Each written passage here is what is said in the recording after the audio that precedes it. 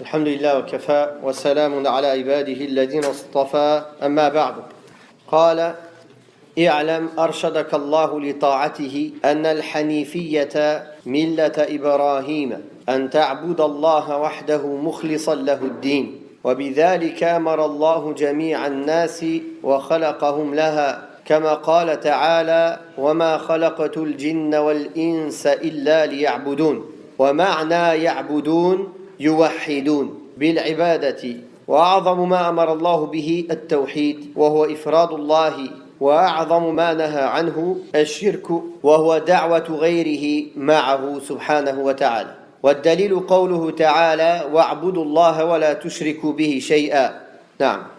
Nous allons lire, avant de passer à ce passage que je viens de lire, une parole de l'imam As-Sabuni, rahimahullah, dans Aqidat Ahl-Hadith. Là, il parle de Ahl al-Bid'ah, les gens de l'innovation. Il a dit, c'est quoi la position de Ahl al-Sunnah par rapport aux gens de la Bid'ah? Il les déteste à cause de ce qu'ils ont inventé dans la religion d'Allah, ceux qui n'en font pas partie.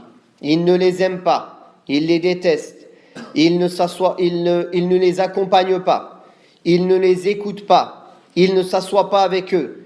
Il ne polémique pas avec eux dans les points de la religion. Ils ne débattent pas avec eux. Et ils voient qu'il faut préserver leurs oreilles d'écouter leurs égarements et leurs faux. Qui, si elles passent par les oreilles, elles peuvent s'ancrer ça dans les cœurs et faire du mal.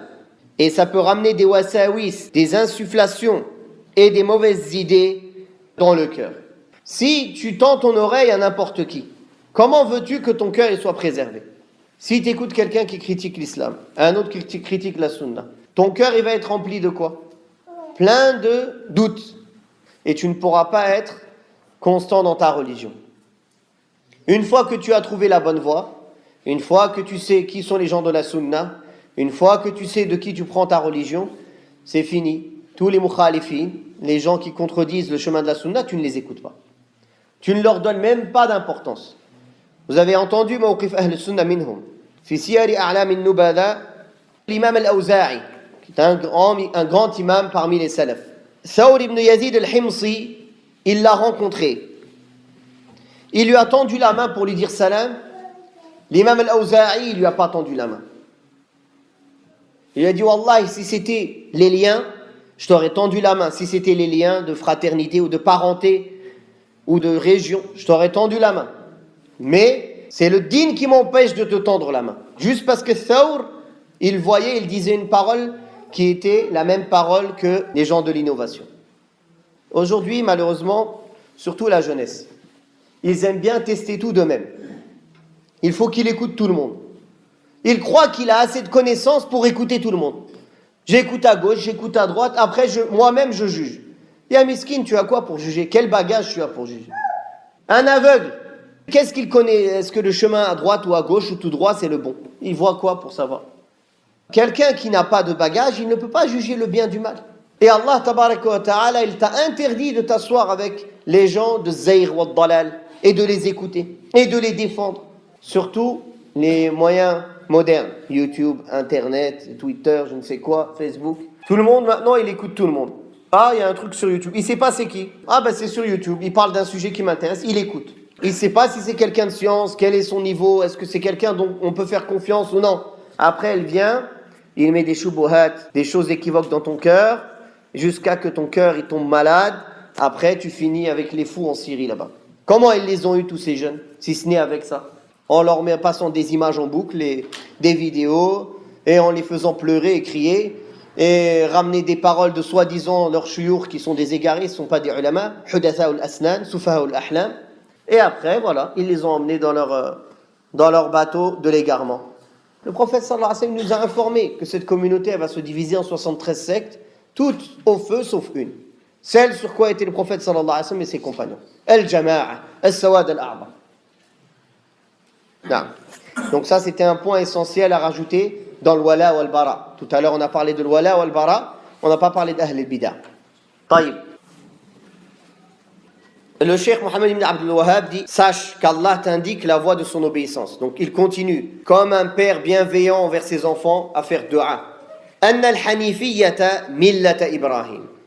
Que la Hanifiyya c'est la religion d'Ibrahim. qui consiste à adorer Allah seul en lui vouant un culte exclusif et sincère. Donc Ibrahim, ce n'était ni un juif ni un chrétien, il était hanif. On va expliquer qu'est-ce que c'est hanif, musulman soumis. La servitude et l'islam, ça peut venir avec un sens large et un sens précis. Le sens large de l'uboudiyya, c'est l'uboudiyya al-kawniyya. Tout le monde est un serviteur d'Allah. Kafir, musulman, même les choses, même les animaux, qui veulent ou qui ne veulent pas. Est-ce qu'il choisit où il naît? Est-ce qu'il choisit sa taille? Est-ce qu'il choisit qu'est-ce qui arrive demain? Non, personne. Il y a une partie de servitude qui est imposée à tout le monde. Le serviteur, il n'est pas récompensé pour cela. Celle pour laquelle il est récompensé, c'est l'uboudiyya al-shar'iyya. La servitude légale, celle qu'il fait de son propre choix. فَمَنْ شَاءَ فَلْيُؤْمِنْ وَمَنْ شَاءَ فَلْيَكْفُرْ. Pareil, l'islam. Il y a la soumission al-kawniyya, tout est soumis à Allah, qu'ils le veulent ou ils ne le veulent pas. Même celui qui dit je ne suis pas soumis à Allah, il peut choisir sa destinée, il peut choisir ce qu'il fait demain, il peut choisir sa taille, il peut choisir son physique, il peut choisir quoi? Rien dans sa vie, fil haqiqa. Il choisit juste de prendre le bon ou mauvais chemin. Wadih? Cette soumission-là, tout le monde est soumis à Allah, même les créatures qui n'ont pas d'aql, qui n'ont pas de raison. Amma l'islam pour lequel il est récompensé, qu'il est sacré, qu'il devient un musulman, ça c'est autre chose. C'est de se soumettre à Allah en l'adorant d'une manière exclusive. Et de se soumettre à ses ordres, subhanahu wa ta'ala, et de se désavouer du shirk et des gens du shirk. C'est ça l'islam, au sens précis. Donc, quand on dit que Ibrahim était hanifan muslima, c'est dans ce sens-là. Quand il a dit à son peuple Inna bura'a'u minkum wa mimma ta'buduna min dunillahi kafarna bikum wa bada baynana wa baynakum al-adawatu wal baghda'u abadan hatta tu'minu billahi wahda. On se désavoue de vous et ce que vous adorez en dehors d'Allah. On a mécru en vous et l'animosité a commencé entre vous et nous éternellement jusqu'à ce que vous croyez en Allah uniquement. Hanifan, c'est celui qui se détourne du mal vers le bien, du polythéisme vers le tawhid. Non. Cette religion-là, al-hanifiyya, qui est d'adorer Allah uniquement, exclusivement, c'est ça la religion de Ibrahim alayhi salatu wassalam. Et Allah tabaraka wa ta'ala a ordonné à son prophète sallallahu alayhi wa sallam de suivre cette religion de Ibrahim alayhi salatu wassalam. Il lui a dit subhanahu wa ta'ala thumma awhayna ilayka an ittabi' millata Ibrahim hanifa.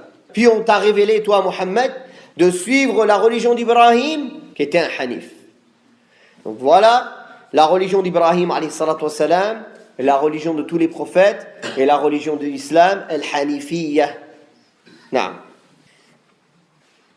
Puis donc cette religion sincère, c'est ce culte qu'Allah a imposé à tous les hommes et pour lequel il les a créés conformément à sa parole. Je n'ai créé les djinns et les hommes rien que pour qu'ils m'adorent.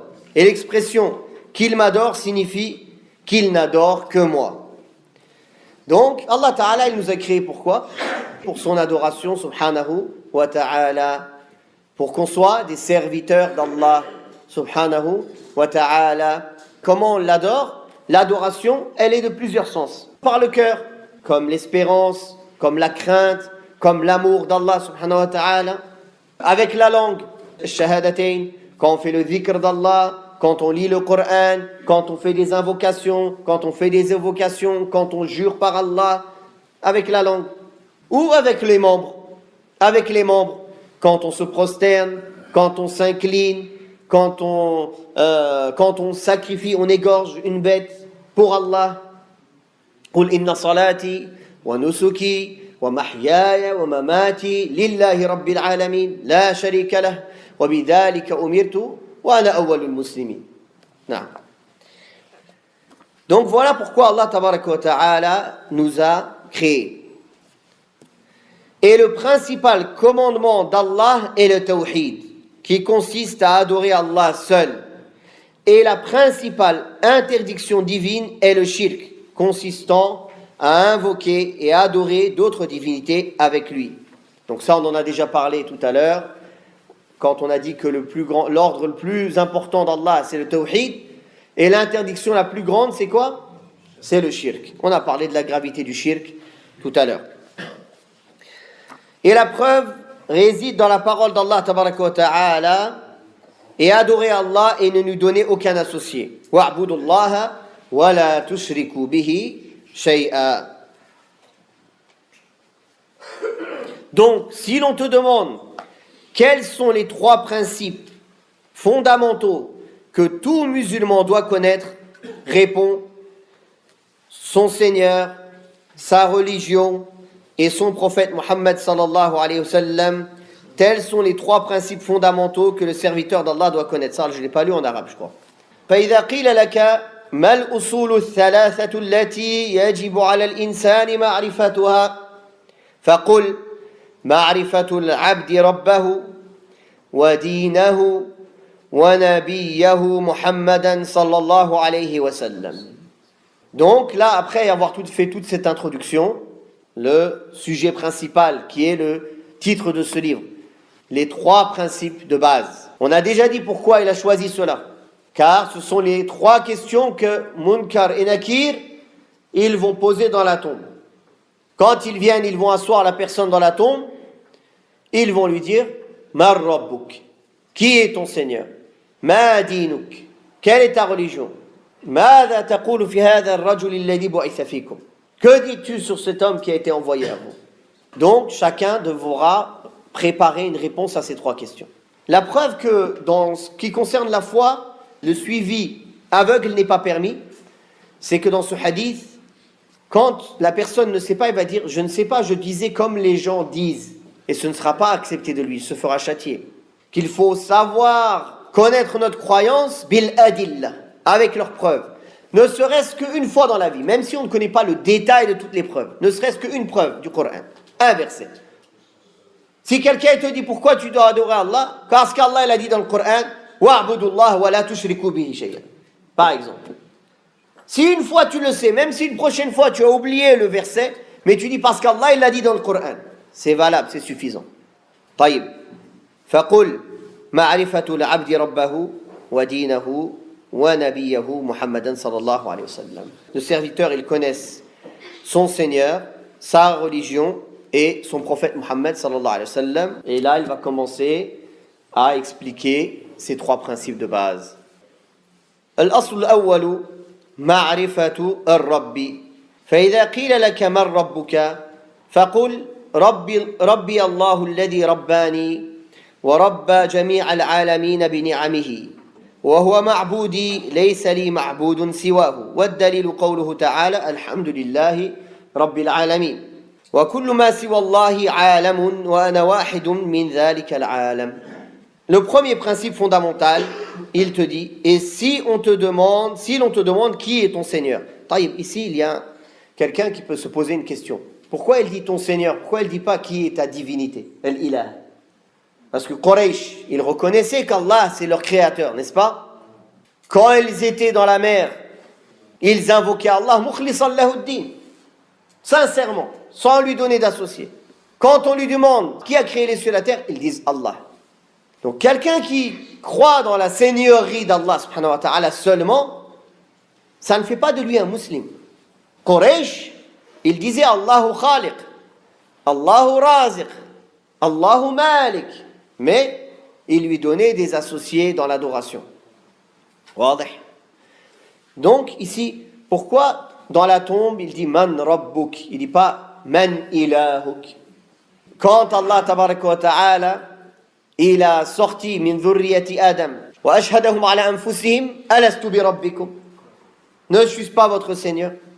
Rabbu et l'ilah, si chacun il est cité seul, Rabbu ça veut dire aussi l'ilah, le Seigneur, la divinité qui mérite d'être adorée. Car celui qui t'a créé, c'est celui qui mérite d'être adoré. Comme dans le hadith du prophète sallallahu alayhi wa sallam, il t'a créé et tu adores autre que lui. Celui qui crée, c'est lui qui mérite l'adoration. Fa-ar-rabbu, ça vient dans le sens du Seigneur et maître qui mérite d'être adoré, quand il est cité seul. Mais quand il est cité avec ilah, alors chacun prend un sens plus précis. Un exemple pour mieux comprendre cela. L'islam et l'iman, ad-din. Quand chacun est cité seul, l'islam, il veut dire l'iman, il veut dire l'islam, il veut dire ad-din. L'iman, il veut dire ad-din, il veut dire l'islam, il veut dire l'iman. Ad-din, il veut dire islam, il veut dire iman, il veut dire din. Mais quand ils sont cités ensemble, chacun a un sens un peu plus précis. L'islam, c'est les actes apparents, et l'iman, c'est les actes cachés. Si on te demande qui est ton Seigneur, réponds, mon Seigneur est Allah, qui, par sa grâce, a assuré mon développement harmonieux ou m'a élevé, m'a éduqué, ainsi que celui de tout ce qui existe. Il est celui que j'adore et je n'adore personne en dehors de lui. Donc là, regardez le lien que le cheikh a fait. Le cheikh, il a fait le lien entre le fait qu'Allah, c'est lui qui crée, qui éduque et qui a fait harmonieusement toutes choses. Donc c'est lui qui mérite l'adoration. Je n'adore que lui. Subhanahu wa ta'ala. Pour preuve, la parole d'Allah tabaraka wa ta'ala, Alhamdulillahi Rabbil Alamin. La louange revient à Allah, Seigneur de l'univers. Et il dit ici, les mondes représentent tout ce qui existe en dehors d'Allah.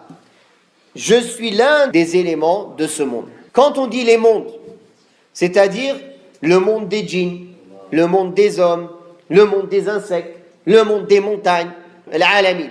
Donc Rabbul Alamin, c'est lui le Seigneur de tous ces mondes-là. Donc si on a compris cela, que Allah wa Rabbul Alamin, c'est le Seigneur et Maître de tous les mondes, et tout ce qui est en dehors d'Allah, c'est une créature, ça fait partie de l'Alam, et moi je ne suis qu'une partie de ces mondes, donc je suis qu'un serviteur d'Allah tabaraka wa ta'ala. Et subhanallah, on voit cela. Comment on voit l'ubudiyya? Quand Allah il t'appelle hayya ala salah, hayya ala falah, qu'est-ce que tu fais? Quand Allah t'appelle au hajj, وَأَذِّنْ فِي النَّاسِ بِالْحَجِّ يَأْتُوكَ رِجَالًا وَعَلَى كُلِّ ضَامِرٍ. Tu viens, tu réponds à l'appel d'Allah, car tu es un abd. Il t'a dit viens ici, viens. Il t'a dit debout, debout pour salat. Incliné, incliné. Prosterné, prosterné. Tawaf, tawaf. 7 fois, 7 fois. Va à Mina, va à Muzdalifa, va là-bas, reviens, va entre Safa et Marwa. Tout ça, c'est quoi? Ramadan, ne touche pas. Ce qui est halal, tu touches pas. Voilà. D'habitude, c'est halal, mais là, c'est haram. Tu es un abd, tu dis سمعنا وأطعنا.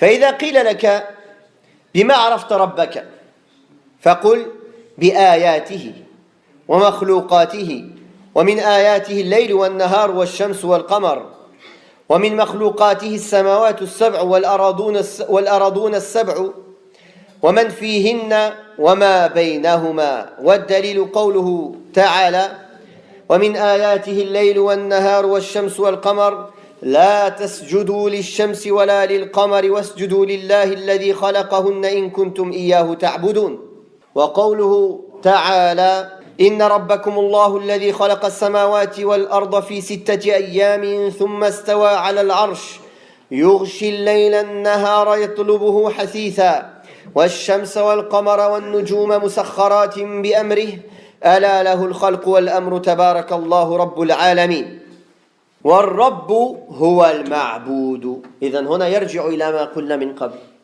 أن الرب هو المعبود. الرب هو المعبود. نعم. والدليل قوله تعالى يا أيها الناس اعبدوا ربكم. يا أيها الناس اعبدوا ربكم الذي خلقكم والذين من قبلكم لعلكم تتقون الذي جعل لكم الأرض فراشا والسماء بناء وأنزل من السماء ماء فأخرج به من الثمرات رزقا لكم فلا تجعلوا لله أندادا وأنتم تعلمون. Après il te dit, et si l'on te demande par quoi connais-tu ton Seigneur, réponds par ses signes et sa création. Et parmi ces signes figurent la nuit, le jour, le soleil et la lune. Et font partie de sa création les 7 cieux, les 7 terres et ceux qu'ils contiennent et ceux qui se trouvent entre eux, comme le prouvent les paroles d'Allah tabaraka wa ta'ala, on va les lire après. Taïb. Ici, le cheikh a différencié entre l'ayat ou al-makhlouqat, les signes et la création. Mais tout ce qu'il a cité, le cheikh ici, ce sont toutes des créations, des créatures, n'est-ce pas? Toute créature qu'Allah il a créée, c'est un signe. C'est un signe de sa grandeur, de son unicité, subhanahu wa ta'ala. Car dans toute chose, tu vois la puissance d'Allah et que c'est lui seul qui est capable de faire ça, subhanahu wa ta'ala. Dans l'être humain, hein, wa fi anfusikum afala tubsirun, et en vous-même, ne voyez-vous pas? Dans l'horizon, et en vous-même, il y a des signes, comme Allah tabaraka wa ta'ala dit. N'est-ce pas? Donc, toute créature est un signe en vérité. Mais il y a un signe qui n'est pas une créature. Un signe d'Allah qui n'est pas une créature. Qui peut me dire c'est quoi? Le Coran. Le Coran, c'est un signe. Comment on appelle les versets du Coran? Ayah. Ce sont des signes. Mais ce n'est pas créé. C'est la parole d'Allah. Subhanahu wa ta'ala. Takallama bihi. Allah, il l'a prononcé. Et Allah, il parle comme il veut, quand il veut, subhanahu wa ta'ala. Et il a parlé avec le Coran. Comme il a parlé auparavant à Moussa, alayhi salatu wassalam. Donc là, ce partage qu'il a fait le cheikh entre la nuit et le jour, et puis en dessous les 7 cieux, en vérité, on aurait pu mettre les uns là et les autres ici, ça ne dérange pas. Juste le Coran, on ne le met que dans l'ayat, on ne peut pas le mettre dans le makhlouqat.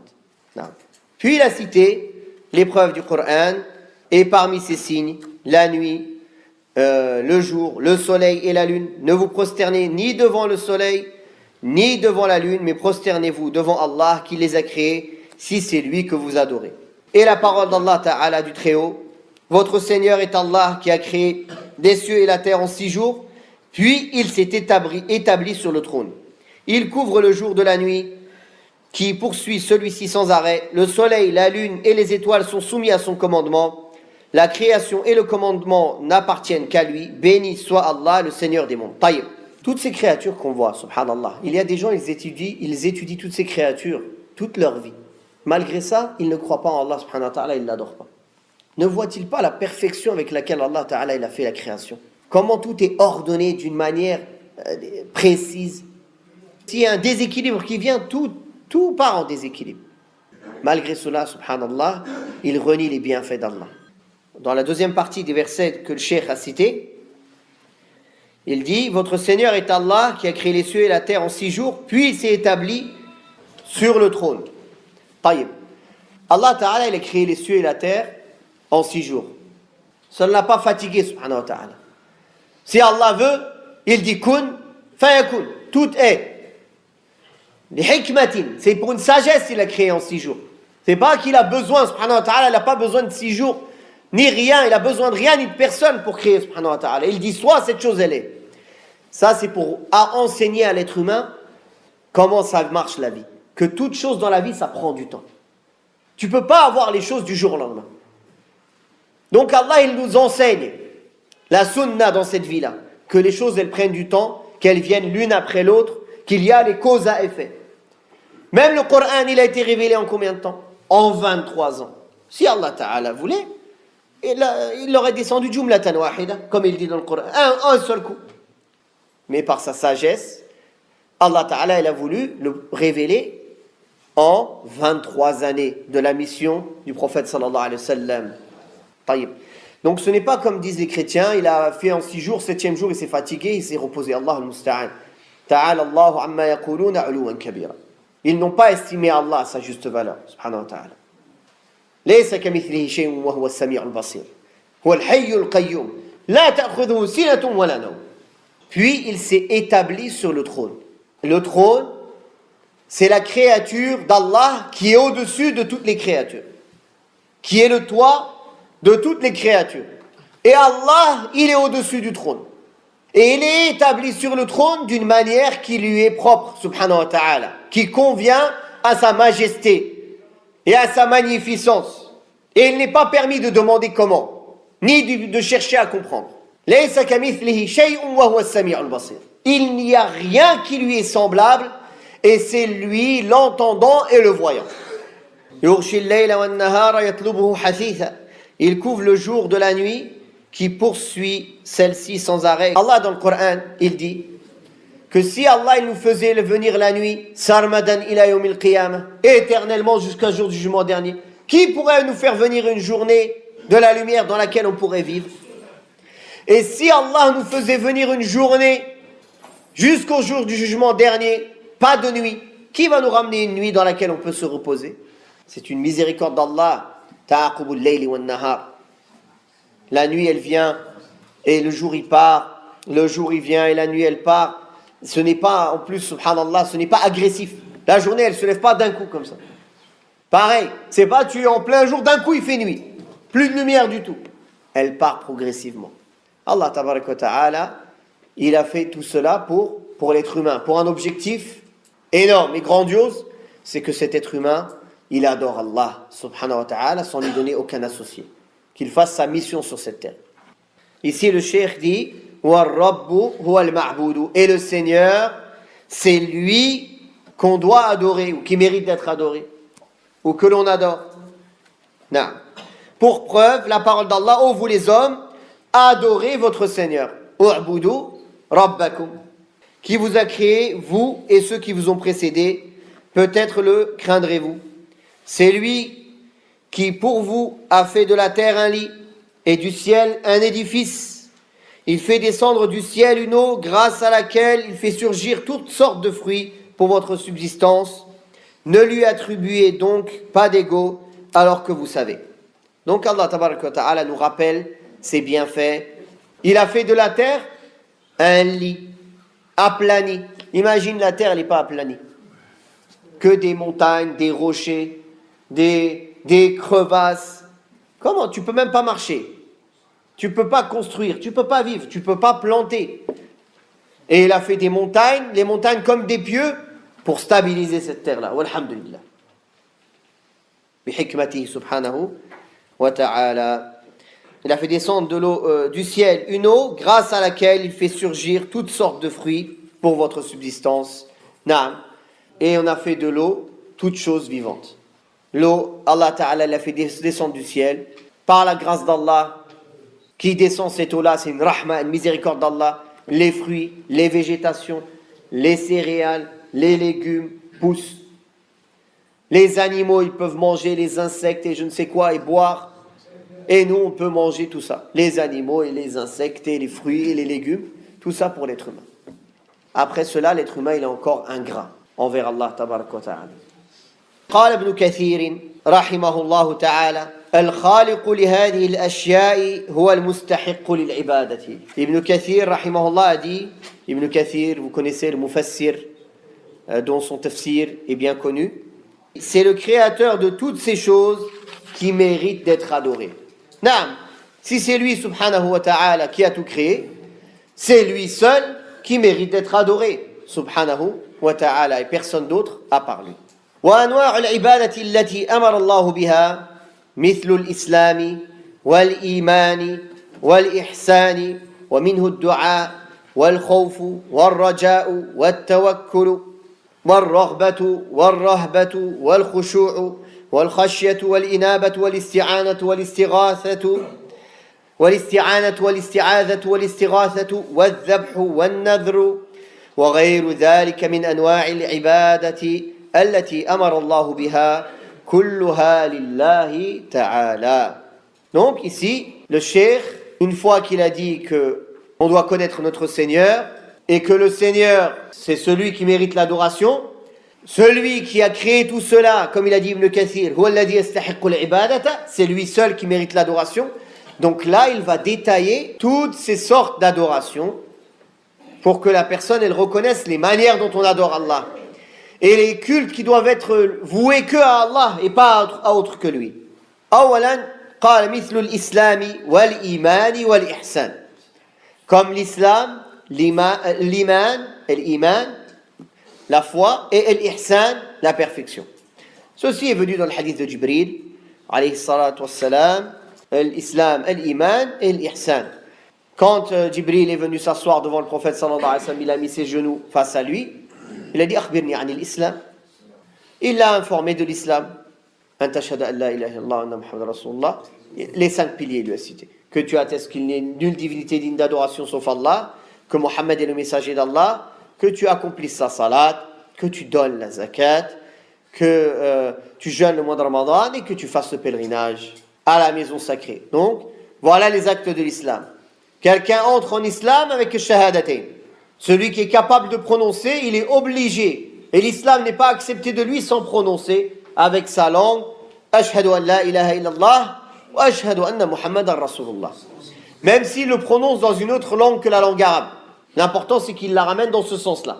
Mais celui qui est capable de le dire en arabe, il le dit en arabe. Il n'a pas dit faire la salat. Il y a une différence entre faire la salat et accomplir la salat.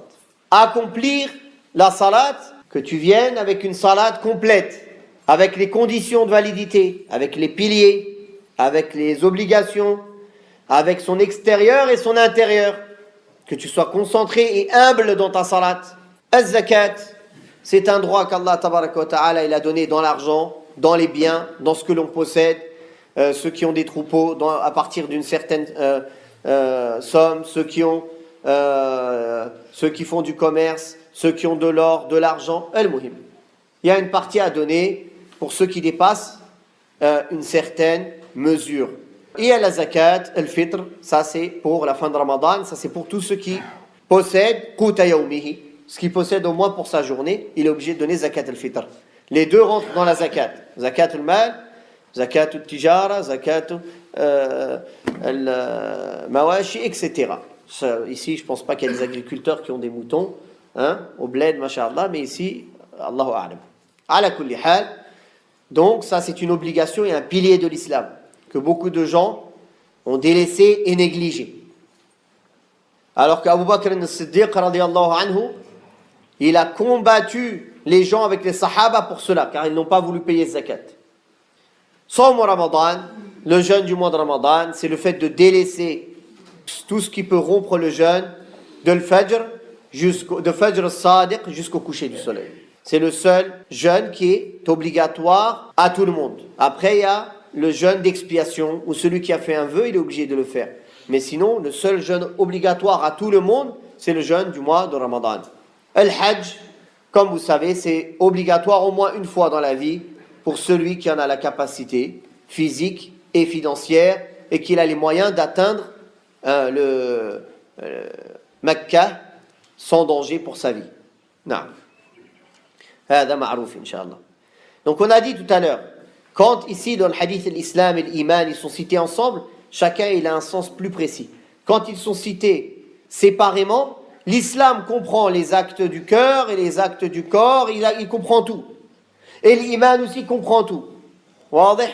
Mais quand ils sont cités ensemble, chacun est plus précis. Wa sallallahu ala Muhammadin wa ala alihi wa sahbihi wa sallam walhamdulillahi rabbil alamin.